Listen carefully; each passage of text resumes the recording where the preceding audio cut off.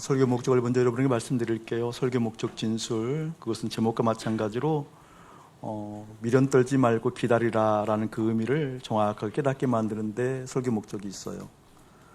다시 말하면 기다리지 못하게 하는 이유가 미련 때문이다 라는 것이죠. 기다린다고 했을 때 무엇을 기다리는가 라는 것을 보게 될 거예요.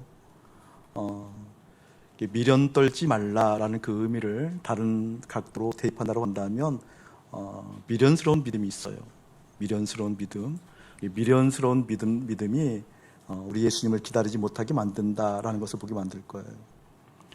그렇기 때문에 미련이라는 것이 무엇인지 조명되어야 되겠죠. 아하, 성경은 이 같은 것을 미련한 믿음이다라고 얘기하는 거구나.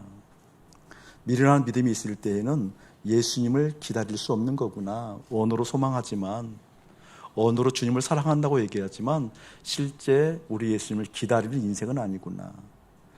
그렇기 때문에 미련한 믿음이 십자가에서 정확하게 조명되고 십자가에서 정확하게 해결되어져서 우리 예수님을 기다리는 것이 인생의 소망으로, 우리 예수님을 기다리는 것이 인생의 기쁨으로 자리매김하게 하는데 설교 목적이 있습니다. 그 은혜가 사랑하는 여러분들에게 깊이 깃들기를 예수님이 축복합니다. 오늘 보게 되어지면 그때는 어느 때인고니 24장을 받는 말씀이겠죠. 24장을 간단하게 얘기하면 말일에 대해서 우리 예수님께서 말씀하고 있어요. 말일, 세상의 끝날. 세상의 끝날이라는 것은 심판이 있죠. 근데 그 심판과 더불어서 동시에 일어나는 것이 천국이 등장하잖아요. 심판을 통해서 천국과 지옥이 나눠지게 되어지잖아요. 근데 그 심판의 주체가 되시는 예수님, 다시 말하면 다시 오시는 예수님을 경험하는 날이에요. 예수님의 재림이 임하는 날이죠. 그러니까 그 예수님의 재림이 임하는 날, 그 말일에 이러한 일들이 있다, 또 이러한 의미가 있다라고 비유로 말씀하시고 있는 장면이에요. 이 장면을 통해서 우리의 삶 속에서 미련한 믿음이 무엇인지 보게 될 거고, 그 미련한 믿음이 다시 오시는 우리 예수님을 기다리지 아니하고 갈망하지 아니하고 소망하지 아니한 우리의 빈틈 있는 믿음을 깨닫게 하실 것입니다. 저는 이 시대를 바라보면서 가장 염려하고 있는 믿음이 무엇인고니 예수님을 기다리지 않아요. 현대 교회가 예수님을 기다리지 않아요. 현대 교회라 한다면 우리를 의미하겠죠. 여러분 정직하게 살펴보라고 예수님 기다리나요? 다시 오실 그 예수님을 마라나타 주 예수의 오시옵소서라고 어느 정도 갈망하고 있죠. 갈망하는 사람 거리 없어요. 왜 그럴까요? 그 이유는 다른 것이 아니라 미련한 믿음으로 그렇기 때문이다라는 것을 보게 만들 거예요. 미련한 믿음이 예수님을 기다리지 않게 해요. 왜 그렇죠? 여기서도 충분하지 않음에도 불구하고, 만족할 수 없음에도 불구하고 여기서도 충분할 거라는 믿음의 계산이 쓴 거죠. 이것이 채워지면, 저것이 보충되어지면, 저것을 이루게 되어지면, 저 삶 속에 내가 속하게 되어지면 여기서 충분해 라는 계산이 된 거죠. 지금껏 달려왔잖아요. 만족이 되든가 뭐든가요. 여러분 인생 가운데 만족함이 있었던 것이 어떤 건가요? 결혼하면 만족할 줄 알았죠. 길어야 3년이에요. 갓 결혼한 은총이 빚 많은 분들 참고하세요. 많이 가야 3년이에요. 3년. 우리 해마에서 나오는 세라토닌이 분비되어진 그 기쁨은 길어야 3년이에요. 짧으면 6개월이에요. 결혼해서 만족할 수 있는데 만족하지 안 되죠. 그래서 어떻게 해요? 자녀에게 관심을 다 쏟아요. 자녀에게 관심을 다 쏟게 되어지면 만족할 줄 알고, 그러나 그 자녀가 어느 정도까지 만족이 되던가요? 자아가 새롭게 속옷에부터 일어나기 시작하는 순간부터 자식인가요? 왼수인가요? 자녀로 만족이 안 돼요. 그러니까 이번에 뭐로 만족하는 줄 아세요? 자녀의 성공을 위해서 만족을 얻습니다. 자녀의 성공을 위해서 부모들이 매진해요. 되던가요? 아니에요. 끝없이 되지 않음에도 불구하고 왜 그러는 걸까? 그것은 미련한 믿음 때문이다라는 것을 성경적으로 정확하게 조명하게 만드는 데 설교 목적이 있어요. 여러분 기다리는 것에 대해서 익숙하지요? 여러분 기다리는 게 뭐예요? 각자 기다리는 것도 있잖아요. 때로는 설레임으로, 때로는 두려움으로, 때로는 반반으로. 여러분이 기다리는 건 이루어지지 않음에도 불구하고 끝없이 만족할 거라고 설레임을 갖고 기다리는 것, 그것처럼 미련한 것 없어요. 어제 그 비전에 대해서 한번 하나님 마음 나눌 거예요. 또 여러분에게 예상되는 두려움이 있어요. 이것 임하면, 이 기다림이 임하게 되어지면 두려워, 망해, 큰일 나 라는 염려 있죠. 여러분, 그 기다림 대단히 중요한 요소예요. 신앙인이라고 한다면, 크리스찬이라고 한다면 예수님을 기다린다는 건 당연하지요. 그런데 신앙인임에도 불구하고 예수님을 기다리지 않아요. 현대인들은 예수님을 기다리지 않아요. 갈망하지 않아요. 왜 그러는 걸까? 그것이 바로 미련한 믿음 때문이다라는 것을 보게 될 거예요.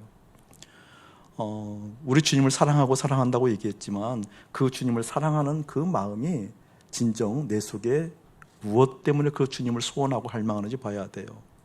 내 생각에 무엇이 깃들어 있어서, 내 마음 안에 무엇이 깃들어 있어서 그것 때문에 예수님을 소망하고 기다리는 건지, 아니면 내 마음 가운데 계신 주님으로 말미암아 주님을 소망하는 건지 정직하게 보는 시간 되어지기를 주님을 축복합니다. 이 미련한 믿음을 알기 위해서 미련에 대해서 한번 조명을 해볼게요. 잠언서의 총 주제가 지혜서라고 얘기하잖아요. 이게 잠자가 바늘 친 잠자잖아요. 그러니까 날카롭게 무엇인가 알게 해서 촌철살인 맞는가요? 촌철살인이죠. 날카롭게 무엇인가를 깨닫게 해서 지혜가 열리는 그러한 어떤 그러한 책이 잠언서라기보다는, 잠언서는 정확하게 표현을 한다면 악인과 의인을 얘기하는 거예요. 잠언서가 어렵게 표현했을 때 잠언서는 끊임없이 의인과 악인을 말해주고 있어요. 믿음의 사람들을, 다시 말하면 의인의 모습은 이거야, 의인의 모습은 이런 삶을 한다, 의인의 모습은 이러한 믿음을 가지고 있어 라는 것을 일깨워주는 게 잠언서거든요. 거기에 대비해서 악인이 등장해요. 악인은 끝없이 미련한 믿음을 가지고 있거든요. 잠언서를 찬찬히 읽어가게 되어지면 미련하다라는 것이 무엇인지 깨닫게 되어져요. 그 중에서도 오늘 잠언 26장을 한번 먼저 펴봅시다. 잠언 26장. 미련하다는 것이 무엇인지 명확하게 한번 보자고요. 26장 1절만 함께 우리 합독하도록 하겠습니다. 잠언 26장 1절 합독하지요. 시작. 미련한 자에게는 영예가 적당하지 아니하니 마치 여름에 눈 오는 것과 추수 때에 비 오는 것 같으니라. 아멘, 아멘. 여기 보게 되면 미련한 자에게 영예가 적당하지 않대. 영예는 뭐예요? 영광스러운 명예. 다시 말하면 영광스러운 이름이잖아요. 미련한 자에게 영광스러운 이름은 적당하지 않대요. 미련한 자에게 영광스러운 이름이 있게 되어지면 큰일 난대요. 그 뜻을 이야기하면 이런 거거든요. 미련한 자는 어떠한 사람이 미련한 자인 거니, 미련한 자가 영예를 얻게 되어지면 마치 여름에 눈 오는 것과 같은 것을 경험한다, 그 뜻이에요. 무슨 뜻일까요, 여러분? 이 사계절은 우리 하나님의 자연적인 섭리잖아요. 섭리. 그러니까 여름에 눈이 온다, 이것은 자연 섭리에 역행하는 거죠. 이 미련한 사람들의 특징은 뭔 줄 아세요? 하나님의 섭리마저 역행하고도 내가 이런 것을 이루어라고 자만하는 사람들이거든요. 하나님의 섭리를 역행해서라도 내가 이런 것을 이룰 수 있어라고 똑똑함이 배어져 있는 사람들이거든요. 그런데 실제 성경은 그러한 것을 똑똑하다고 여기지 아니하고 미련하다라고 하는 까닭, 그 까닭을 볼 거예요.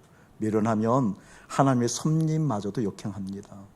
역행해서라도 나는 잘 살 수 있어, 봐라, 이렇게 이러한 성과를 얻었잖아, 이러한 열매를 맺잖아 라고 이야기하는 소리를 우리는 많이 들을 거예요. 자연의 섭리마저, 하나님 섭리마저도 역행하는 것. 그 뒤에 보게 되어지면 추수 때에 비 오는 것 같다라고 했어요. 여러분, 추수 때 비가 오게 되어지면 어떤 일이 일어나요? 저는 농촌 출신이라 잘 알아요. 추수 때 비가 많이 오면 큰일 나요. 왜? 추수한 모든 것이 물거품 되어지잖아요. 썩어요. 벼를 추수할 때 그때 비가 오게 되어지면 큰일 나죠. 다 썩어버리니까. 무슨 말일까요? 미련한 자들은 그러한 것들을 가볍게 여겨요. 무슨 말인 줄 아세요?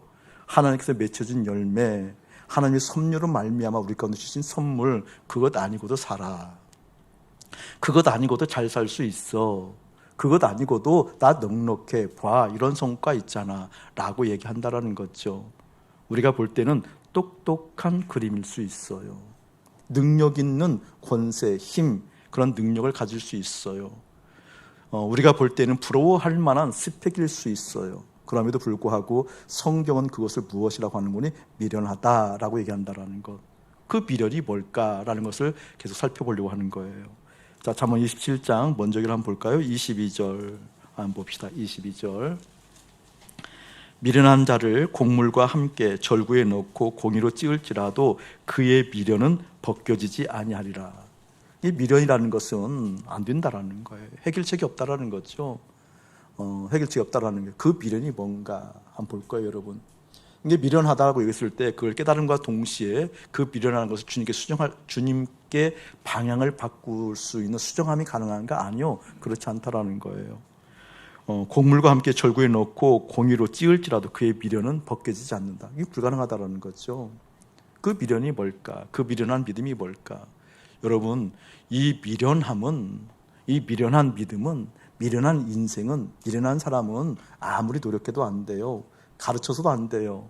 교육하고 학습하고 훈련해서 되는 게 아니에요. 예배드려서 되는 게 아니에요. 여러분이 종교 생활을 열심을 다해서 해서 이 미련함이 벗겨지는가? 미련한 믿음이 벗겨지는가? 아니요. 불가능하다는 것을 얘기하고 있어요. 그렇다 한다면 어떻게 해야 이 미련한 믿음이 바뀔 것인가? 라는 것도 아울러서 함께 보려고 그래요. 자, 오늘 말씀으로 넘어갑시다. 다시 한번 1절 한번 읽어봅시다. 시작. 그때의 천국은 마치 등을 들고 신랑을 맞으러 나간 열 처녀와 같다 하리라. 통째로 1절을 네모쳐 놓으세요. 네모쳐 놓고 그 다음에 어디를 또 네모쳐 놓는 거니? 13절을 네모쳐 놓으세요. 전체 통으로. 그런즉 깨어있으라. 너희는 그날과 때를 알지 못하느니라 라고 얘기하고 있다는 거죠. 통으로 네모를 쳐놓으라고 그랬어요. 1절을 보면 어떤 의미인군요. 우리 주님께서 말씀하셔요. 말일에 예수님께서 재림 다시 오시는데 그때는 심판이 있어. 그 심판을 통해서 지옥과 천국에 가라고 얘기하면서 천국을 얘기하고 있잖아요. 천국을 얘기했을 때 다시 오시는 예수님을 얘기하는 거예요. 여기는 재림 예수를 얘기하는 거거든요. 다시 오시는 예수님. 다시 오시는 예수님이 있는데 그때 너희들은 천국의 인생이 돼야 되잖아. 천국의 인생이 되려고 하면 여기 열 처녀가 있는데 등을 가지고 간 열 처녀가 있어 라고 하면서 2절부터 12절까지는 열 처녀의 분류에 대해서 얘기를 한 거잖아요. 5 처녀는 슬기롭다, 5 처녀는 미련하다 라고 얘기하면서 결론적으로 어떻게 얘기하는 거예요? 그러므로 너희들은 깨어 있어야 된단다 얘기하는 거거든요. 그러니까 우리 열 처녀에 대한 비유를 참 많이 들었잖아요. 설교를 많이 들었는데 그 오류를 좀 짚고 이 본문을 하나님의 마음으로 깊이 제대로 보는 것을 한번 보려고 그러는 거예요. 여기를 보통 우리가 얘기할 때 준비성에 대해서 많이 얘기를 하거든요.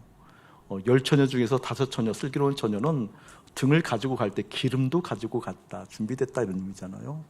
미련한 처녀들은 등을 가지고 왔을 때 기름을 준비하지 않았다라고 했기 때문에 이 기름을 준비하는 영역에 대해서 깊이 조명하는 설교들이 많이 있어요.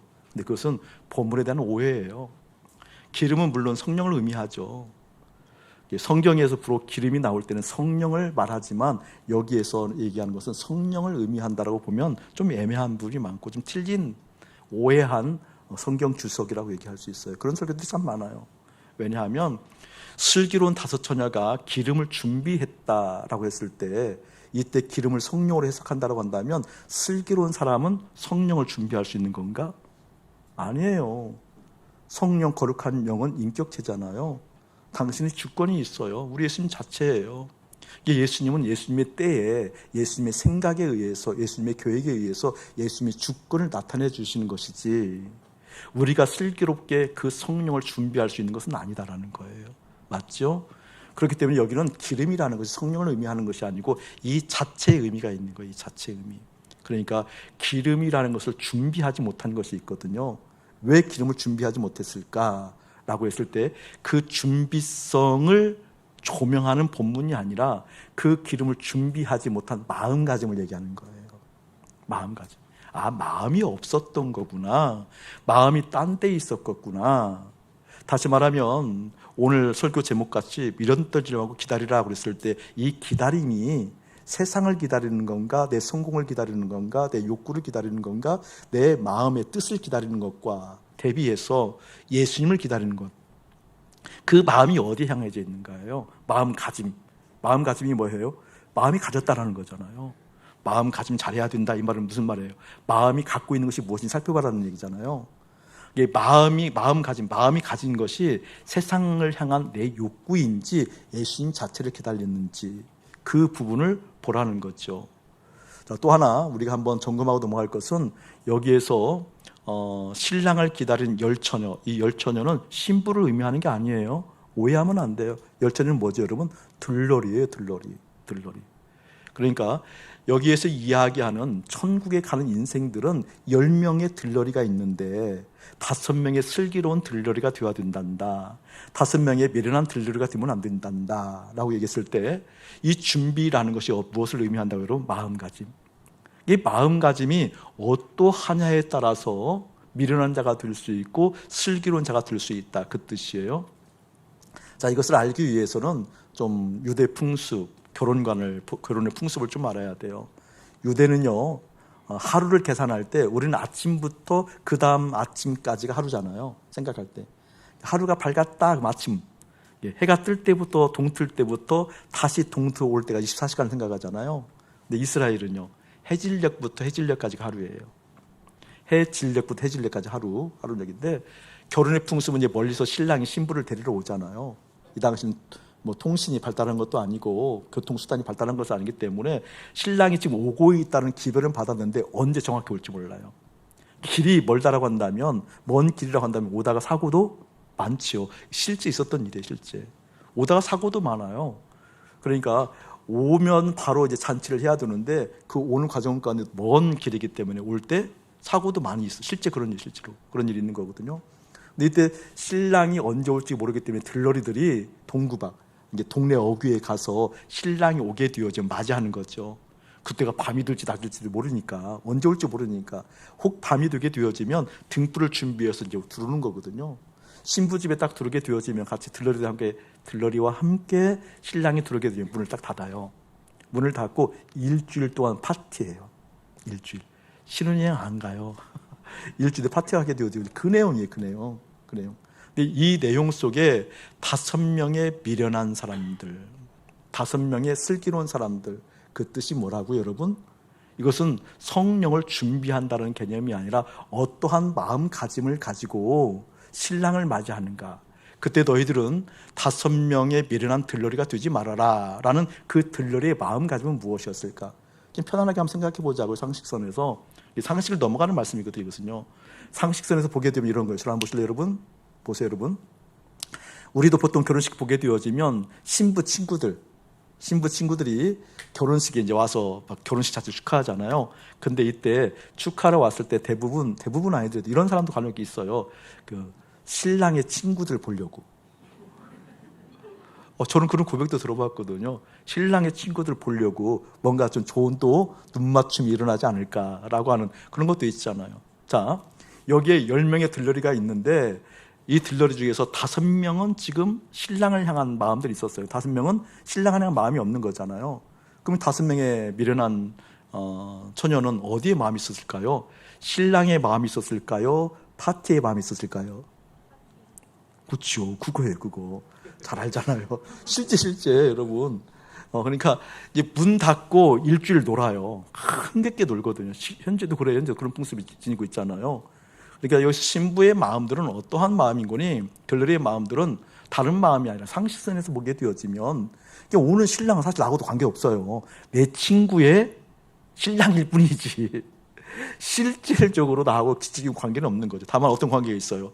혹시 신랑의 친구들이 있으면, 괜찮은 놈이 있으면 한번 만나볼까 하는 마음, 더불어서 파티 즐기는 마음, 그 즐기는 마음 때문에 준비를 못했다 그 말이에요. 그러니까 준비 자체를 중요하게 여긴다는 것보다는 그보다 더 깊이 들어가서 마음가짐을 보는 게 마음가짐. 여러분, 마음가짐이 확인되기를 주님을 축복합니다. 여러분, 무엇을 잊어버려요? 잊어버릴 때 보게 되어지면 대부분 딴 마음이 있을 때 그러잖아요. 급할 때 그렇고. 이게 무엇인가 막 서둘러서 나갔는데 나가다 보면 놓고 게 많잖아요. 저는 그냥 아주 다반사라 그냥 대수롭지 않은데 급하게 나가면 항상 뭐 놓고 오는 게 있어요. 제가 여러분의 농담 삼아서 건방증을 얘기할 때 그 건방증, 이럴 때는 병원 가봐야 된다라고 그 때를 얘기할 때 있잖아요. 심각성. 계단에서 넘어졌는데 올라가다 넘어졌는지 내려가 넘어졌는지 이걸 모르면 이제 병원 가봐야 돼요. 제가 이런 건방증이 좀 있는 사람이거든요. 꽤 오래전이에요. 병원 신방을 갔는데, 우리 이제 그때 제가 사모하고 이제 신방을 가야 보통 안심을 해요. 왜냐하면 항상 뭘 놓고 오니까. 항상 놓고 와요. 심지어는 저를 놓고 오는 경우도 있는 것 같은 생각이 들 때가 많아요. 근데 그때는 사모가 못 갔어요. 그 신방을 못 갔는데, 병원 신방을 이제 우리 전사님들, 집사님들과 같이 갔는데, 나올 때 전사님 홀딱 뛰어오더니 목사님 핸드폰 놓고 갔어요. 핸드폰을 가져왔더라고요. 그래서 그 집사님 차를 타고 왔는데, 집사님 차를 타고 교회에 왔는데 뭐 아무 일 없었거든요. 근데 그 다음 주일날 집사님이 목사님 장갑하고 목도리요 이렇게 가져오기도 했어요. 저는 건망증에 대해서 하는데, 그 건망증 말고도 우리가 잘 잊어버리는 게 있어요. 놓치는 게 있어요. 그건 대부분 딴 마음 때문에 그렇죠. 딴 생각이 가득해서 그러는 거죠. 딴 마음이 가득했을 때 그런 일들이 일어나는 거죠. 자, 그 딴 마음이라는 것이 뭘까? 왜 딴 마음을 품는 걸까? 그 딴 마음을 오늘 성경은 지독하게도 어떻게 여름철에 누는 것 같고 추수철에 비 오는 것 같은, 그토록 심각하게 얘기하는 걸까? 그 미련함을, 그것은 고칠 수 없는 불치병과 같다. 때려서도 안 된다. 찧어서도 안 된다라고 얘기하고 있잖아요. 그럼 어떻게 해야 되는 걸까? 라는 것을 오늘 말씀을 통해서 선명하게 보기를 주의는 축복합니다. 우리 지난주인가요? 잠언 23장 1절을 봤을 때, 왕과 함께 음식을 먹었을 때 그 음식에 초점을 두는 게 아니라 나와 같이 밥을 먹는 그 왕이 누구인가를 생각하라고 그랬잖아요. 우리의 관심이 어디에 가 있는가 보라고 그랬어요. 목사님이 우리 하나님을 바라보는 마음, 순전함에 대해서는 저 스스로도 인정이 되는 것 같아요. 주님을 향한 순전함이 있는 것 같아요. 근데 주님을 향한 순전함이 있다고 해서 온전한 믿음이 다 아니에요, 여러분. 제가 신앙의 오류를 크게 발견한 적이 있어요. 나는 이게 순전해서 주님을 바라보고 순수해서 주님을 바라보고, 그 바라봄이 커서 때로는 금식도 하고 기도도 하고 뜻을 묻기도 했는데, 제가 금식할 때는 몇 년에 걸쳐서 참 많이 한 적이 있어요. 하나님께 시킬 때에는 깊은 금식을 참 많이 해봤어요. 그리고 순전한 만큼 기도의 시간들이 깊어지고 또 기도의 시간이 넓어지는 거거든요. 제가 하나님의 뜻을 참 많이 물었어요. 순전하니까, 하나님, 사랑하는 내 가족, 내 아내, 내 딸을 향한 하나님의 뜻이 무엇입니까? 하나님 모시기 참조들의 교우들을 향한 하나님의 뜻은 무엇입니까? 우리 성주인을 향한 하나님의 뜻이 무엇입니까? 제가 참 많이 물었거든요. 하나님, 여기 있는 한 사람 한 사람 있는 그 뜻이 무엇입니까? 가르쳐 주세요. 한국교회를 향한 하나님의 뜻이 무엇입니까? 하나님 고향시를 위한 하나님의 뜻이 무엇입니까? 이 나라의 민족을 향한 하나님의 뜻이 무엇입니까? 참 많이 물었거든요. 하나님, 우리 정치권에 대한 하나님의 뜻을 알고 싶어요. 정치권에 있는 수많은 사람들에 대해서 하나님 마음 보고 싶어요. 경제계, 의료계, 심지어 저는 하늘에 떠다니는 비행기를 향해서 하나님 뜻을 물은 적이 있어요. 이 항공사에 하나님 뜻을 나타내 보여주옵소서. 이 항공사에 하나님의 안전을 더하시고 하나님의 마음을 나타내 보여주시옵소서. 이 기도를 많이 했거든요. 차를 타고 가다 관공서가 보이게 되면 축복했어요. 이 관공서를 향한 하나님 뜻이 나타나게 해 주시옵소서. 학교를 볼 때마다 아픈 마음이 있었어요. 하나님, 이 학교에 향한 하나님의 뜻을 나타내 보여주옵소서. 예수님을 축복합니다. 소방서, 보건소까지요. 경찰서는 말할 것도 없고요. 교육청 말할 것도 없고요. 병무청 말할 것도 없고요. 지나가는 모든 큰 건물이 있으면 저기에 많은 사람들이 있어요. 저기에 수많은 사람들이 있어요. 하나님 뜻을 나타내 보여주옵소서. 길을 걸을 때 길 자체가 새로운 감흥 오게 되어지면 이 길거리에 있는 하나님의 사람들을 향해서 하나님의 뜻을 나타내 보여주옵소서. 저는 이게 큰 자부심이었어요. 그 훈련을 참 많이 했거든요. 근데 하나님께서 어느 날 내 안에 들어오기 시작하면서, 그 하나님과 교제하기 시작하면서, 내 안에 하나님이 있는 것을 발견하기 시작하면서, 내 카르디 안에 주님 계시는 것을 선명하게 보기 시작하면서, 참 어처구니 없게도 잘못 믿었구나, 오해했구나, 이것은 신앙이 아니었구나. 그러니 얼마나 많은 오류와 혼란이 있었을까. 여러분이 충격적이게도 먼저 한 말씀 올려드립니다. 하나님의 뜻, 하나님께서 피조물을 향한 하나님의 뜻은 딱 하나입니다. 충격이지요? 단순해요, 여러분. 여기는 우리 모든 사람들에게 각기 하나님의 뜻이 있는 줄 알았어요. 이 사람이 무엇을 하길 원해요? 무엇을 해야 하나님이 좋을까요? 이 사람이 어디에 있길 원해요? 이 사람이 어느 직종에 있길 원해요? 이 사람이 어느 파트에 있길 원해요? 이 사람이 어떠한 생각을 하길 원해요? 다 물었거든요. 아니에요. 여러분, 충격적이지만 사실이에요. 하나님은 여러분을 향해서 딱 하나의 뜻밖에 없습니다. 목사님 도대체 뭔 소리 하려고 그러는가? 꼭 귀담아 들으세요. 하나님은 딱 하나의 뜻이 있어요. 하나의 마음이 있어요. 여러분 동일하게 모두에게 똑같은 뜻이 있어요. 무엇인 줄 아세요? 십자가에서 잘 죽는 것. 아멘. 작아요. 십자가에서 죽는 것, 십자가에 잘 죽는 것. 내 안에 예수 계시면서 그걸 보기 시작한 거예요. 저에게는 목사의 일생을 통해서 십자가에서 온전히 죽기를 원하십니다. 정치계에 있는 사람들은 정치계에 있는 그 일생을 통해서, 경제계에 있는 사람은 그 경제계에 있는 동안 일생을 통해서, 전문직에 있는 사람은 전문직에 있는 그 일생을 통해서, 교육계에 있는 사람들은 그 교육계의 일생을 통해서 딱 하나라니까요. 십자가에서 온전하게 잘 죽는 것. 아멘. 아멘. 그게 보였어요. 그게 보였어요. 그러니까 단순해졌어요. 명쾌해졌어요. 만나는 모든 일들을 통해서 그 안에서 결국 십자가 잘 죽게 만드는 것이 통로였구나. 하나님 함께 하는 거였구나. 왜? 십자가 잘 죽어야 당신을 보니까. 십자가 잘 죽어야만 아버지 하나님이 우리를 만나니까. 십자가 잘 죽어야만 하늘 영광을 누리니까. 십자가 잘 죽어야만 이 땅의 가치에 속지 않고 하늘 가치에 온전하게 살아가게 되어지니까. 아멘. 이게 보이면서 놀라운 은혜가 임하기 시작했어요. 누굴 보든지, 어떤 상황에 처해 있든지, 이 사람이 어떠한 생각을 품고 있든지 그 생각에 대해서 명쾌하게 결론 냈어요. 어떤 생각이든 어떠한 처지든 십자가 잘 죽고 주님 앞에 가는 하나님의 인생 되게 해 주시옵소서. 오늘도 하나님께서 예뻐하는 한 분을 만났어요. 그분을 보면 하나님께서 예뻐하는 것이 보여요. 그분에게 기도해 주면서 일부 때 기도해 주면서 이런 얘기했어요. 집사님, 염려 주 앞에 드리세요. 염려 드린다는 것이 뭔 줄 아세요? 내가 염려하고 있는 그 부분을 주님께서 책임져 주시니까 염려하지 않아. 이게 염려를 드리는 게 아니라니까요. 근심을 주 앞에 올려드렸어요. 두려움을 올려드렸어요. 그럼 내가 두려워하는 것이 있잖아요.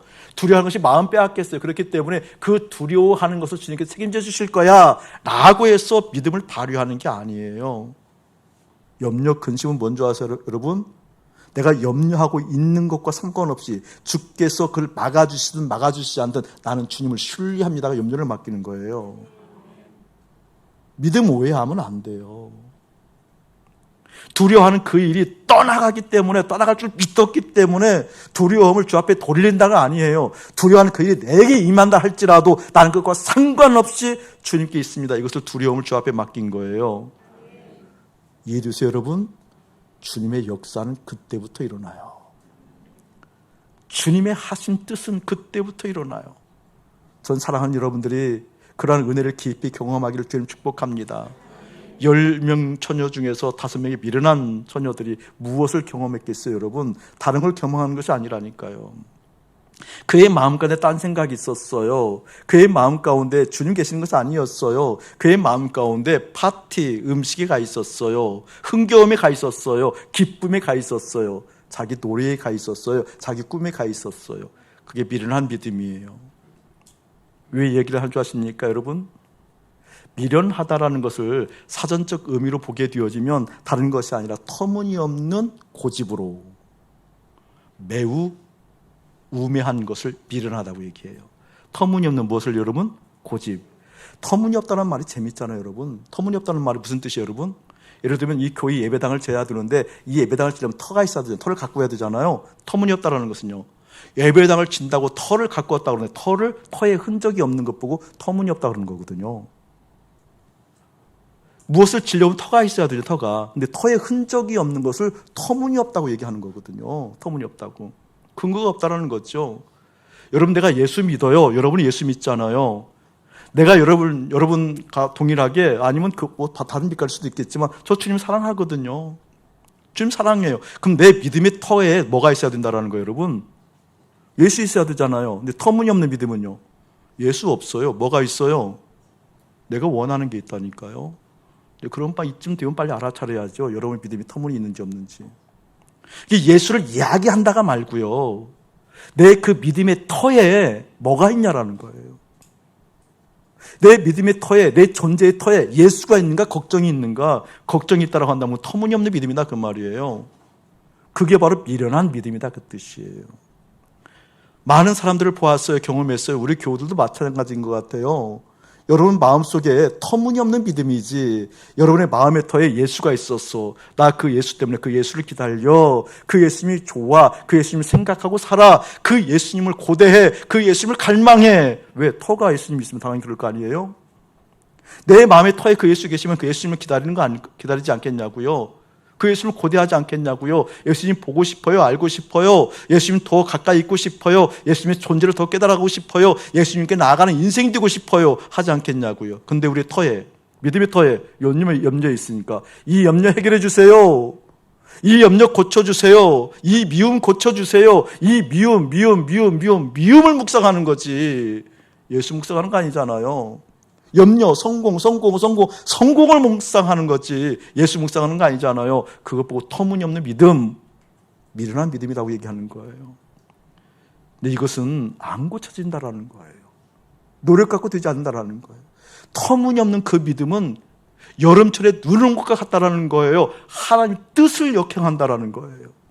이 터무니없는 믿음은 추수철에 비가 내려서 하나님의 열매를 다 어떻게 썩게 만든다라는 거예요. 어떻게 할 거예요, 여러분? 어떻게 주님을 고대할 거예요? 방법은 하나뿐이라는 거지요. 저는 여러분들에게 간곡히 좀 부탁하는 것 중에 하나가 인생 찬송을 좀 만들으라고 그러잖아요. 인생 찬송. 저에게는 인생 찬송이 많이 있어요. 우리 일부에는 주의 곁에 있을 때 마음이 든든하오니 주여 내가 살 동안 나를 인도하소서, 이 찬양했어요. 여러 인생 찬양 중에 하나예요. 이 찬양을 은총이하고 참 많이 불렀어요. 은총이 꼬맹이 때 아빠 무릎에 앉아서 주여 나는, 그 꼬망이가 뭔 근심이 많았길래 이 찬양을 참 많이 불렀거든요. 손양은 목사님의 인생 찬양이 있어요. 예수님 고대가 아세요, 여러분? 예수님 고대가 어떻게 해요? 좀 크게 확대시켜 보세요. 낮에나 밤에나 눈물 머금고 내 주님 모시기만 고대합니다. 가실 때 다시 오마 하신 예수님,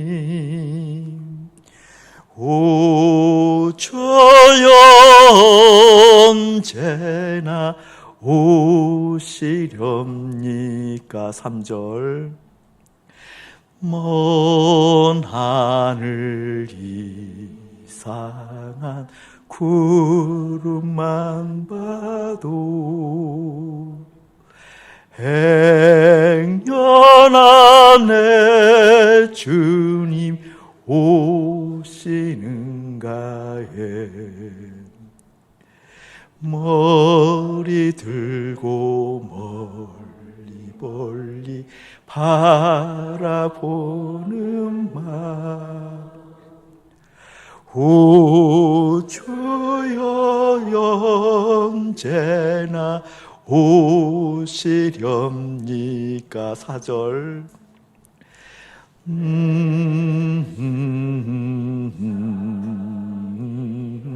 손을 붙잡고 멸려간 벗어 들고 찬송 부르며 도님 계신 그곳에 가고 싶어요. 오 주여 언제나 오시렵니까. 1부 때는 다 못 불렀어요. 눈물 나와서. 2부는 독한가 봐요. 3절까지나 불렀어요. 인생 찬송. 손양호 목사님 믿음 고대가, 우리 예수님 고대가. 여러분 뭘 고대하고 있냐고요? 뭘 바라보고 있냐고요? 무엇을 진정 바라고 있냐고요? 우리 주님을 바라할 수 없고 기다릴 수 없다는 것은 미련한 믿음 때문에 그러는데 그 터무니없는 믿음을 어떻게 고치겠냐고요? 잠언으로 넘어가겠습니다. 잠언 29장.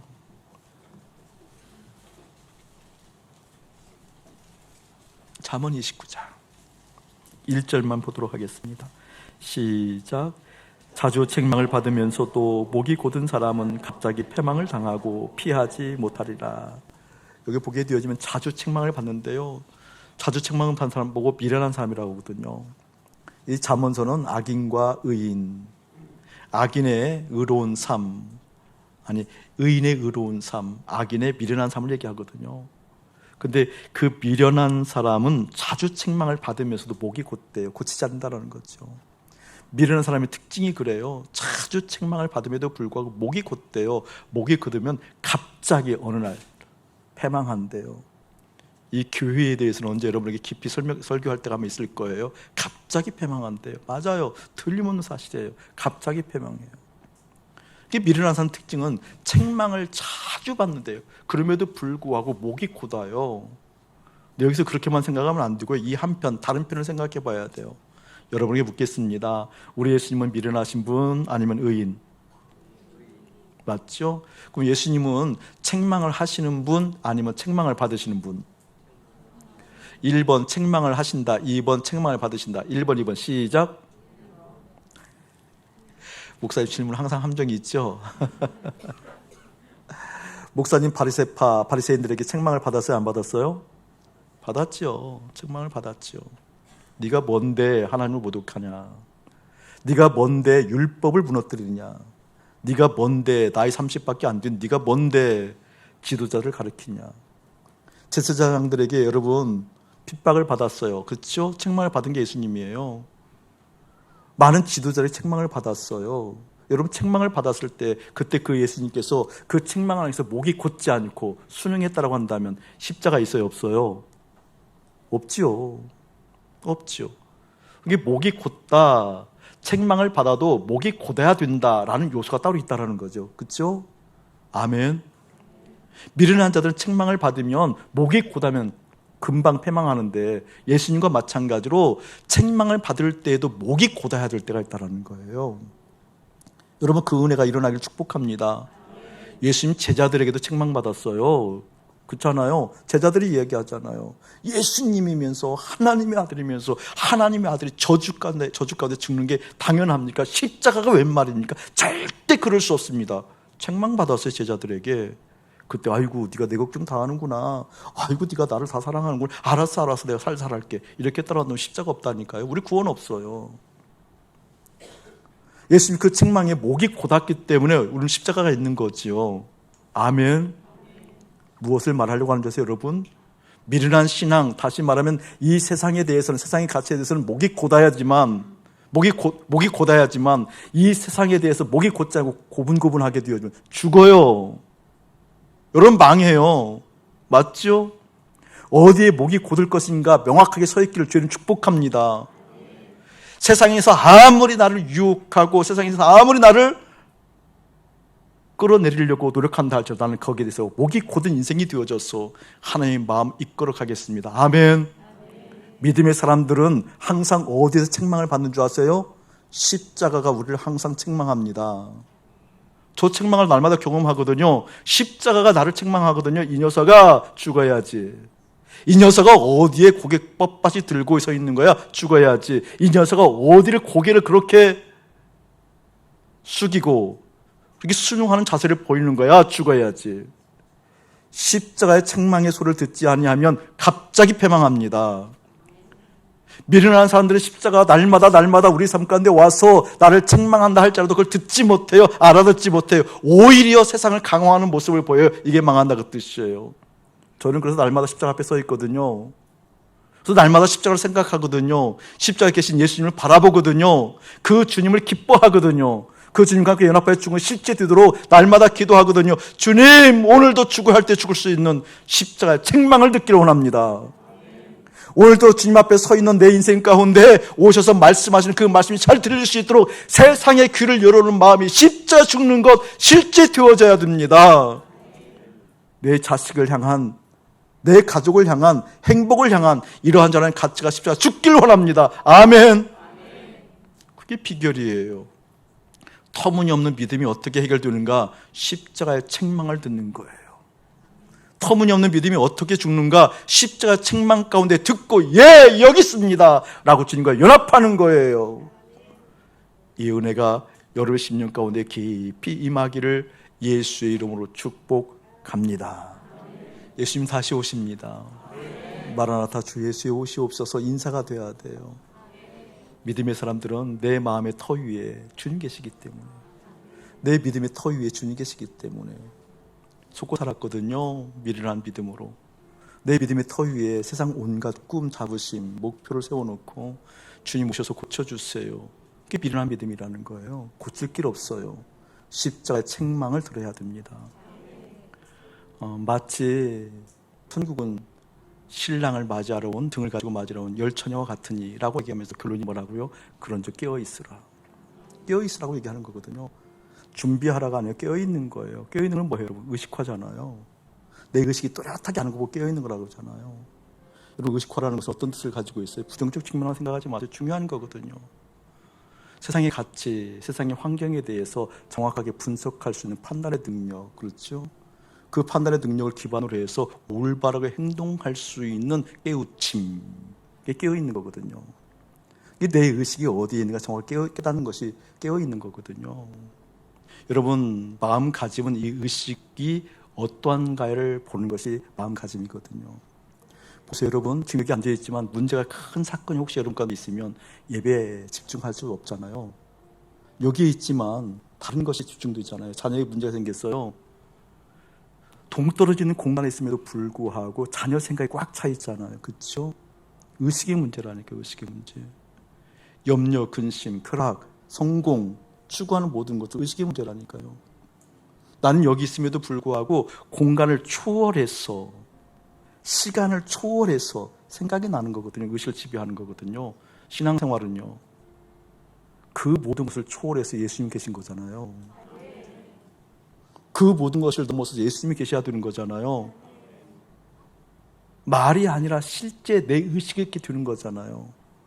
그건 여러분 노력 갖고 안 돼요. 공구를 찧어도 안 돼요. 십자가 책망을 듣고 순종할 때만 돼요.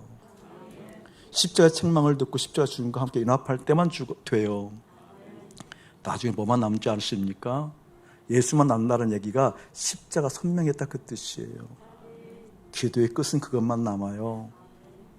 설교의 끝은 그것만 남아요. 이 땅 일생에서 마지막 그것만 남아요.